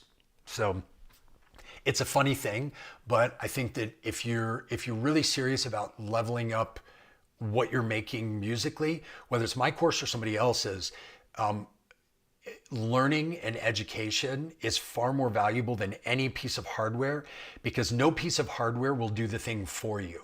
you still have to do the thing. And so, and when you learn those skills as a musician and as a user of this gear, those skills are transferable to all the synths. So learning how to do something better will make every piece of gear in your studio work better because you're going to be better at using it. Whereas if you just buy a thing, it's only going to be as good as your skill level, just like everything else is. And most of the time, we're buying things thinking it's going to make up for something that we don't already have. Where if we maybe had a different set of skills, we may be able to make the stuff we already have sound the way we want it to. So anyway, I'm a big proponent of paying for education, and yeah, I think it's a valuable thing, whether it's in your professional life or your music hobbyist life. I think that there's a big value in that. See, new gear is like a new instrument and tool. I love learning what they do and how to make it sing. I am exactly the same way. I love learning new stuff, 100%. And this goes along with what I was just saying. The more you know, the more you can learn in all the gear. I find myself every time I learn a big new thing, I look at everything I have differently, and I'll be like, oh, I could do that with that synth. That would be super cool. And so then I go and try it with the thing that I never tried that with before. So it just ends up, exponentially expanding the value. I think so many of us sit around and we wait for, what's the new firmware? Are they going to give us a new synth? Is it going to be a new whatever? But when you learn something, it's actually like getting new firmware for all of your gear, because you as a user are going to use it differently and better each time, which is, I find, a lot of fun. See, in addition to practice, I think getting out there and taking a chance with live performance is a great way to learn a lot of things. Experience always reveals new insights. Totally agree. Whenever it's something we talk about in my performance course, is get out there and do it. Like we want things to be perfect before we do them, but it's never going to be perfect.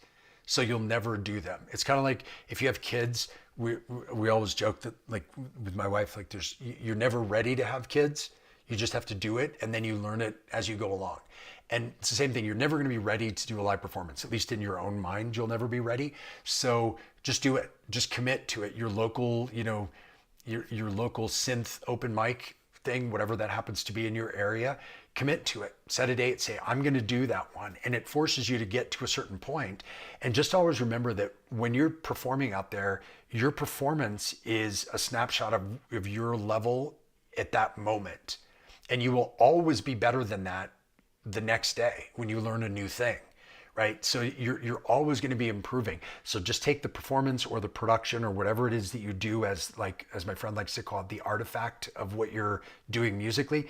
Take that as a moment in time and be only as critical as that. As like, okay, that was a moment in time and I did my thing and now I'm better and I'm improving. I'm getting better at each one of those things. So let's see what else here.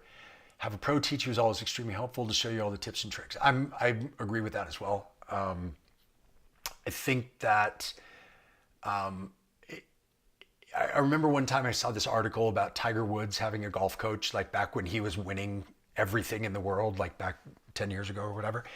And that was when it first dawned on me that even the best in the world at something has a coach, because that coach is going to have a different set of experiences. They're going to look at you from the outside in. They're going to be able to evaluate what you're doing and seeing it without your kind of personal filters and baggage and whatever. And so they're going to be able to help guide you in a different way, no matter how good you are at something. So that's why I always look to people that I trust their opinions to help me with the things that I'm not seeing or I'm not doing in a certain way. So that's where education and coaching can be really super helpful no matter what you're doing. Totally, and also just randomly discovering an amazing thing that you would not have discovered otherwise. Yeah, I'm big on exploration in music, and I think being able to explore in a purposeful way is really interesting, and it can help you learn a lot of things. Now, exploring things without any kind of guidance can also lead to some really bad habits.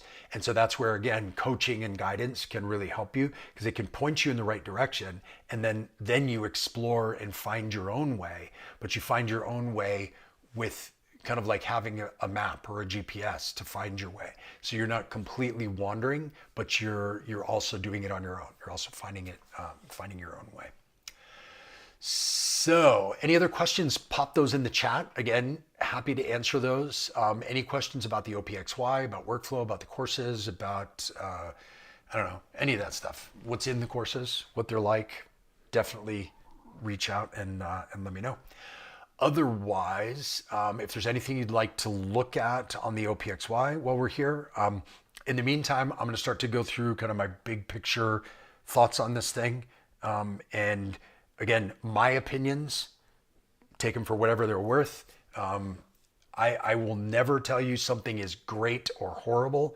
I might say it's great for me or horrible for me, but there's always the for me, because again, we all use different workflows. And that's one of the reasons why I love modular, is because with modular, you get to build your own workflow.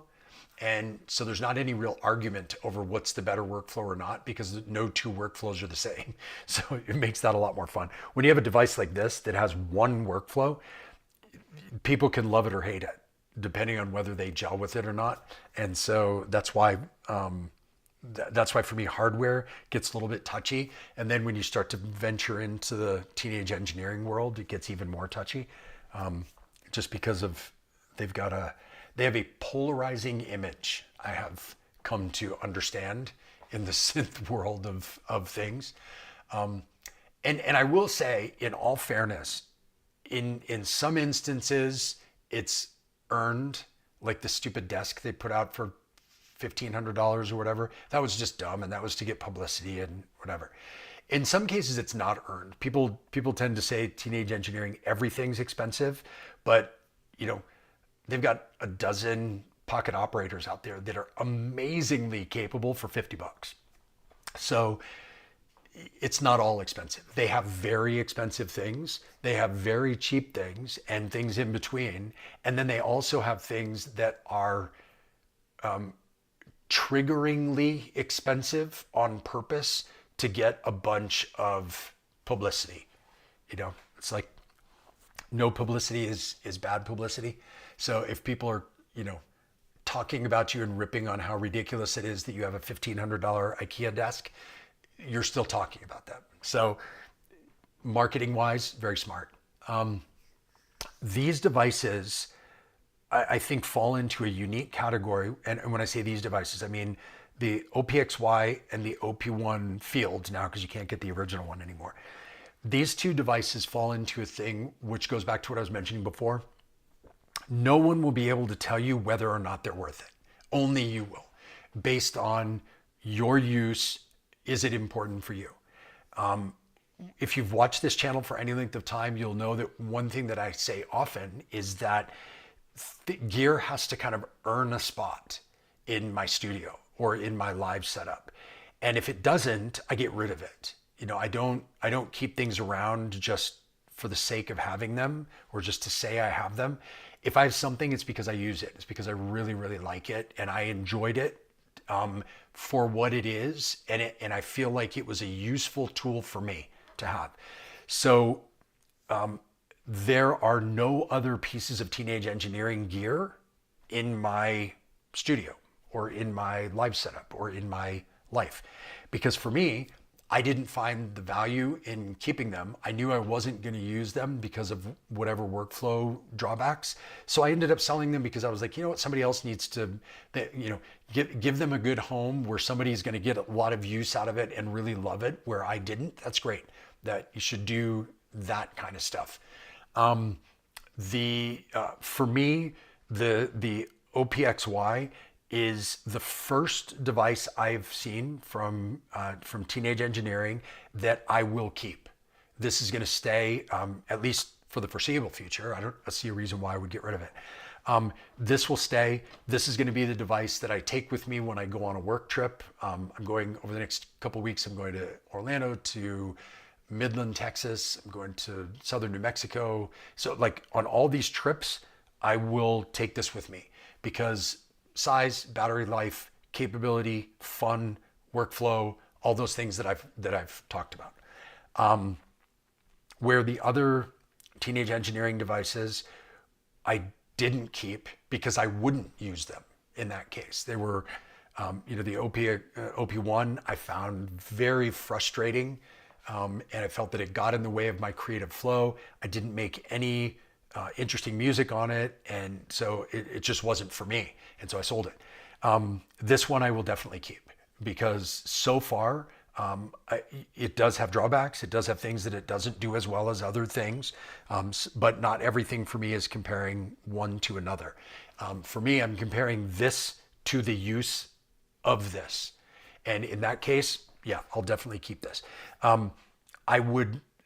This will replace in my kind of travel use case, my day job work travel use case, this will replace the Ableton Move.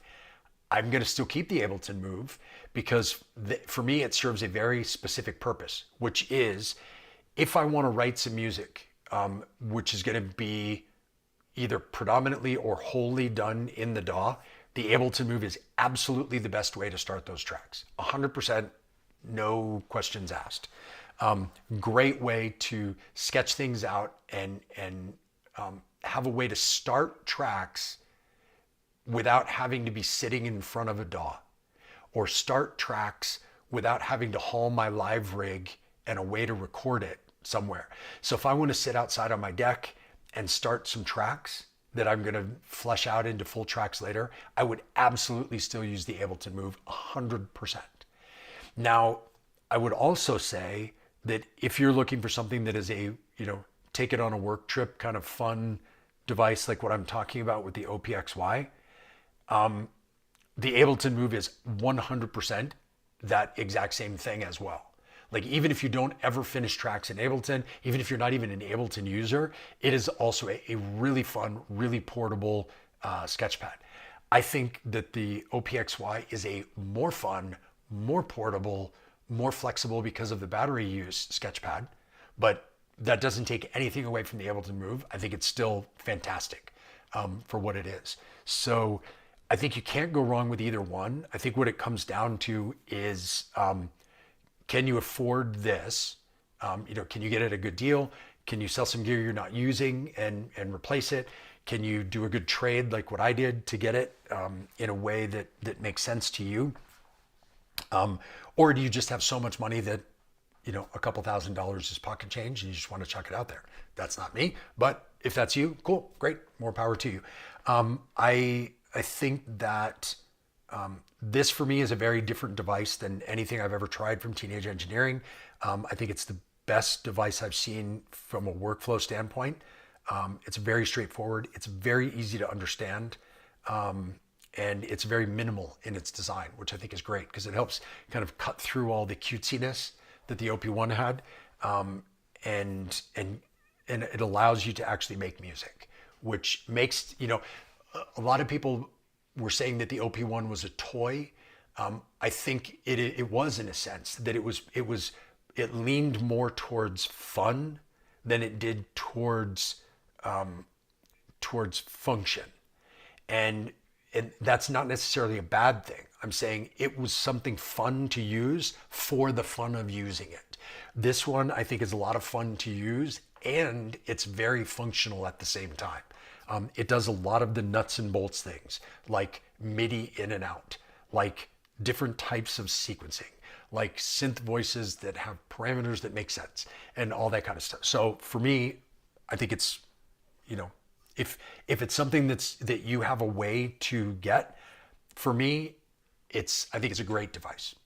I can't say if it's worth the price or not. I can just say I think it's a great device with some drawbacks, as every device has. But for me, the pluses outweigh the minuses with this, so I will keep it.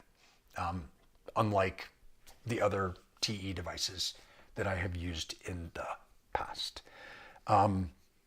This is not, I am not, this didn't convert me into a Teenage Engineering fan. I'm a fan of this particular device. I'm also not a teenage engineering hater. There are devices I don't like of theirs, but you know, this device I do like. So I think take every device that is on its merits. I'm not a fan of Roland workflows, but I love the SH101. I think the new IRA devices are really cool because they don't have the menu divey stuff. So again, individual devices, great. But I'm not just like across the board. I love this. I hate this. It's not me at all. So yeah, all that said, I will definitely keep this. I think it is a keeper. I think it's a great device. I feel very lucky that I was able to make the good trade for it because I will use this and I was not using the gear that I traded for it. So that just made things easier for me to justify. So any other questions? Pop those into the chat. Happy to answer. What else? Let's see. Hello, Nate, but I want to say it's an amazing instrument, and the killer feature of it is, in my opinion, the multi-sampler. I've converted so much of my hardware to it, and easily. That's something we didn't actually talk about, but I've had devices in the past that could multi-sample, and multi-sampling was always this like really weird, clunky workflow. One thing that I've noticed with this, and I haven't gone into multi-sampling enough that I feel like I can show you how, but I did watch a few of the videos about it. One thing that's really interesting with this is you can very quickly and very easily multi-sample things.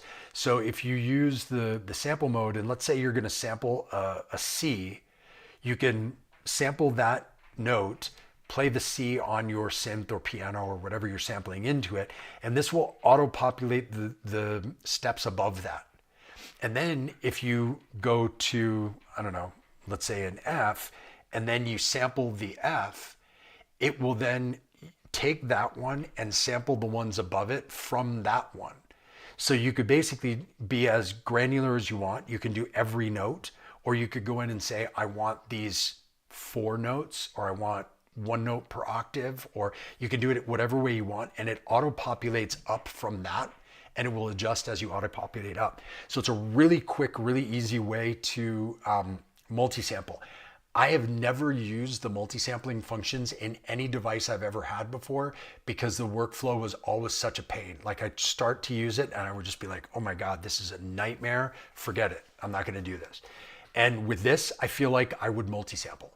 Like I feel like I would use it for things.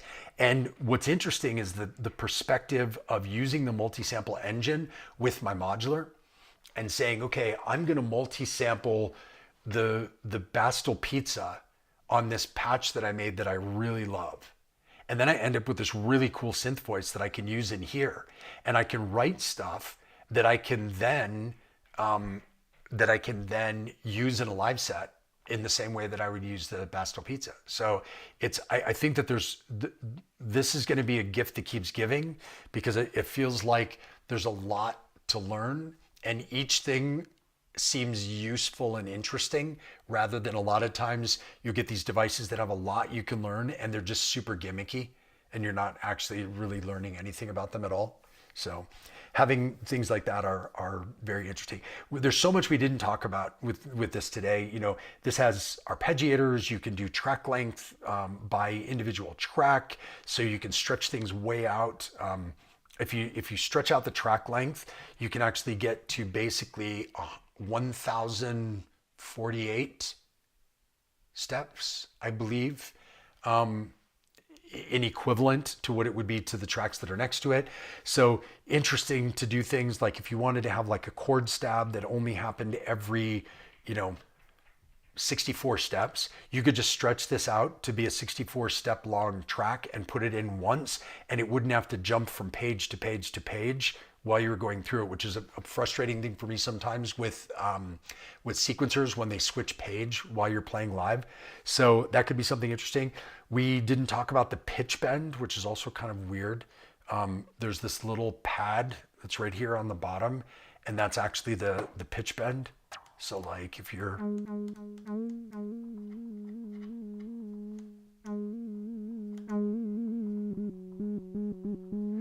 and so you can change that modulation within the modulation sources in here. So you can use that different things for the pitch bend, or use the pitch bend for different things, which is pretty cool. We didn't talk about arpeggiators. We didn't talk about the effects. There's 2 send effects, just like there is on the D-Tact or D-Tact 1. And you can set those to what you want them to be, but here they're kind of set up as delay and reverb. But you can set those to be different things. There's an arranger. So there's a song mode that you can go into, and you can do different patterns and get multiple patterns per track, and then you can make those into I'm forgetting the terminology, scenes, and then you can take those scenes over to the song arranger, and you can arrange those scenes out just like you can in the Electron devices and kind of anything else. But it is important to know that that exists here. In the mixer, you've got level mixing, volume mixing, but then within this, you've also got an EQ, like a master EQ. You've also got a master gain with a tone on it, and then a wet dry mix to that. And then you have level set by percussion and melodic. So drum tracks are treated in one way, melodic tracks are treated another way. And then you've got a master compressor, which is also really interesting. So all of those are things that you've got internally. Then you have these things which are, what are they called? Auxiliary, can't remember. This thing called the brain, which is pretty cool. So like if you're playing along, let's just go to, so let's go to track 5. And if we're go back to our brain selection here, then you can take this and you can transpose.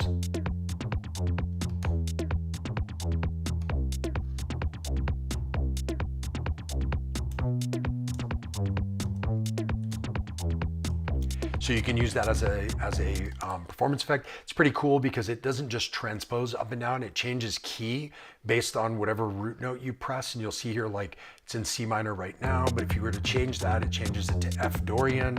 And if you go to A major, so what it's doing is it's taking those notes that you're using in your initial thing, and it's finding the chord that would go with that using a different root.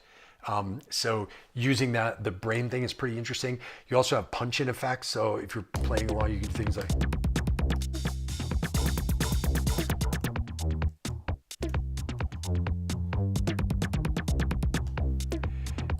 probably not the best track for that, but ways that you can do punch-in. There's all different punch-in effects. You've got your MIDI channels, so you can go to all of the different MIDI channels, use that to sequence stuff externally. CV out, you can adjust the amount of CV from -5 to +5 volts. Then you've got your input controls, so you can sample into this. You can sample in through audio in. There's also an internal mic. I will say one thing too, I didn't touch on this before. Another thing that kind of blew me away is how good the speaker sounds. Usually tiny little speakers like this don't sound good, but this sounds better than, a phone speaker. It sounds really good quality for the size of it. I'm not sure how they do it, but definitely functional for sketchpad ideas. So if you don't have headphones, you can do that way. I also like, again, because of the size of it and the battery power, having this external microphone turns it into a field recorder as well. So if you're traveling on vacation and you're in a cool place and you see something you want to sample, you can just sample right into the recorder here using the mic, and the quality is pretty good. And then you can use that and edit that sample and use it much more functionally within your productions or your sketches. Then it has a tape effect, which is basically like a beat repeat / looper tape effect, almost like the looper on the OPXY Meta, where you can like loop certain sections and you can decide how long you want those sections to be and have it loop while you hold something down, while you hold that section down. So another way to perform with it. And then you have your 2 different effects with all the effects controls. So those are all of the auxiliary things. And we talked about that, and we talked about the voices. So that's kind of all the different sections. You have the comm section, which is kind of your internal settings. So if you go to system, you've got system, which is like brightness, LED brightness, stuff like that. Keyboard velocity, MIDI settings, clock, all that stuff. The actual clock, like what date is it and stuff. Pitch bend, sensitivity, battery, charging and amounts, and then you have all the legal stuff. So that's that section. The control section is basically to use this as a controller, so you can use this as a MIDI controller for other things if you wanted to. So you can connect it to your computer and use it to control that, which is kind of cool. Let's see what else. Where are we at? Devices. So this is where you can connect to external devices. And then the MTP mode. What was that one? I can't remember. Oh, that's the control mode. So if you want to basically load samples onto this, which I just did for the first time the other day, you can connect via the MTP mode, connect it to your computer via USB, and then use the app that they have. So it just kind of pops up, and then you can drag and drop samples into this. It's got 8 gigs of internal storage for samples, so you can drag a whole bunch of stuff in there. So yeah, it's pretty cool once you get the little app. Which I did. This isn't showing up as something you can do right now because it's not connected to anything. But once it is, then it just becomes, it recognizes that as like an external drive, and then the app opens up and you can drag and drop. You can do whole folders of samples that you can drag in. You can rename them however you want. You can't drag in nested folders. So if you have like a folder of a sample pack and then inside it has like kicks and hats and claps and whatever, it'll just show an error when you try to drag it in. But if you drag in just the kick folder, then just the hats folder, then just that, it'll do it that way. So you really only have one level of samples. So when you go into the sample, let's see, how do I do this? Can't remember here.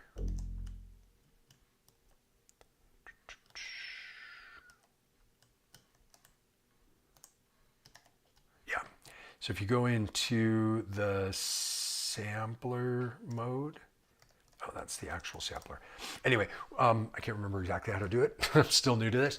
But when you go into the sample management area, you really only have 2 layers. You have, is it kind of a user folder, and then what's the folder, and what's the samples within it. So you can't do what's the folder and what folders are within it and then what samples. Maybe they'll fix that at some point. Maybe there's a way to do it that I'm not seeing. But as of right now, I haven't found a way to do that. So I think that's the way it's going to work. All right, let's see here. Layering is also very powerful and quick to do. Totally agree. See, love my OPXY, but it doesn't touch my studio. It's for the couch, the porch, and travel. I reach for it more than anything, and it's great to practice writing. Yeah, I totally agree. I think this is one of those things that you would take with you because you don't have to worry if the battery's charged because the battery lasts forever, and because it's small enough and kind of unobtrusive enough that you could just, not only chuck it in a backpack, but put it in a small bag or a sling bag or whatever. Your purse or your man bag or whatever. You could take this anywhere and use it anywhere with headphones, with the speaker. You could sample, on the move, whatever. So very, very, very highly portable. Let's see, Shift 5. Oh, there we go. Yeah, there we go. That's our samples. Thank you. Appreciate that. So within this, you've got, oh, sorry, those are presets.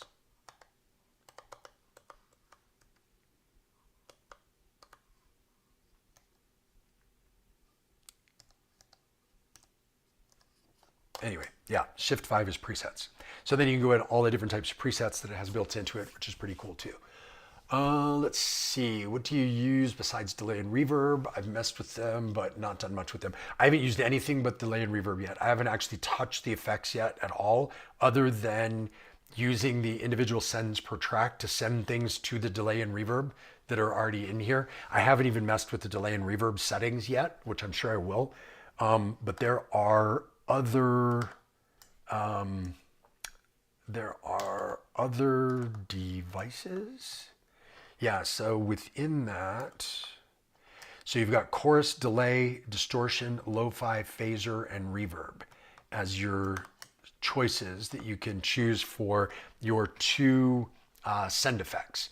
And then once you set it up as a send, it becomes available as a send from every track, and then you can send to it. So yeah, a lot that you can do with those if that's what you're interested in.